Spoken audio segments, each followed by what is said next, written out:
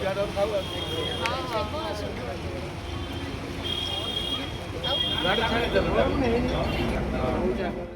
ନିଶ୍ଚିନ୍ତ ଭାବରେ ଆଜି ଆମ ପାଇଁ ବହୁତ ବଡ଼ ଦିନ। 3.5 ବର୍ଷ ହେଇଗଲା ଆମେ ସମସ୍ତେ ଏକତ୍ରିତ ହେଇକି ଏହି ମ୍ୟୁନିସିପାଲିଟିରେ କାମ କରୁଅଛୁ ଲୋକଙ୍କ ପାଇଁ।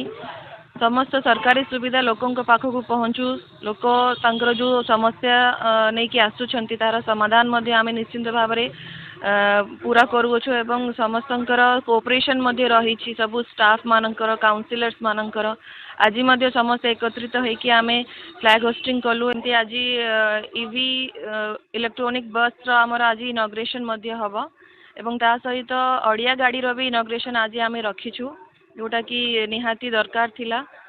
प्रत्येक वार्ड रे माने सैनिटेशन वर्क प्रॉपर्ली हेई पारिबो तो से आमे सबु दिगरे चेष्टा करी आसुछु एवं तापरे आज गवर्नमेंट प्रोग्राम भी रही जोटा आमे टाउन हॉल रे ऑर्गेनाइज करी अछु।